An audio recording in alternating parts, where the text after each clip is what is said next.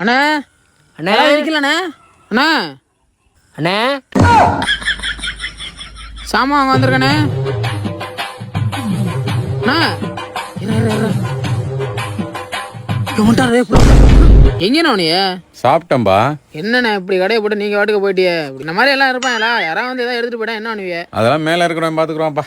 யானே சும்மா அவர்கிட்ட சேர்த்து நீ பாதி பேர் கலாண்டு தின்ட்டு தர்றாங்க, அவங்களே கண்டுக்க மாட்டேங்கிறார். நம்மளால எங்கன்னு பாப்பாரு. நான் அவரை சொல்லலப்பா, இந்த இவரை சொன்னப்பா.